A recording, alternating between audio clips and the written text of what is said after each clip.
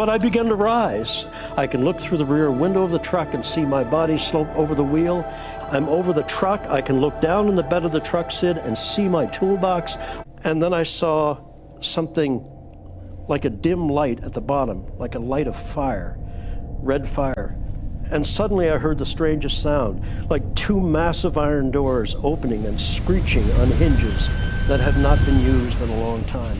And suddenly emerging from those doors was the most hideous creature you could ever imagine. I see this thing coming out, and suddenly I'm assailed by this horrific smell that comes out of that pit, an odor of death and decay and of things long dead. And when its fiery eyes looked at me, it started to make its way up the wall of that pit. But its body, Sid, was formed of like a rolling mass of dark cloud with a face on it. And I heard the most horrific things, something screaming within the body of this creature. And then what absolutely horrified me was I heard my name being called. This creature knew me, and it was coming for me.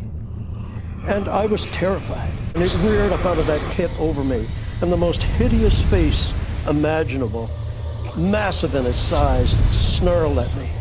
And there was this feeling, an anticipation of glee, that it couldn't wait to get its claws on me. I turned from the darkness toward the light. When I did, I sensed this creature, its breath on the back of my neck, the stench of its breath, and I felt a sharp claw move down my back. At that point, I had no reason to expect any help from God. I turned myself toward that mist with that creature breathing up my back, and I lifted both hands and I cried out, God, help me, help me.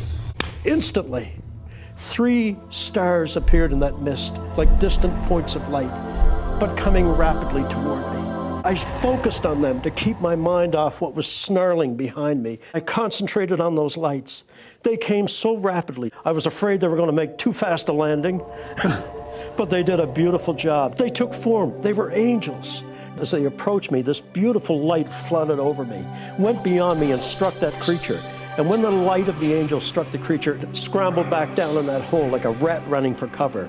God had heard the cry of someone that had never turned to him in his life.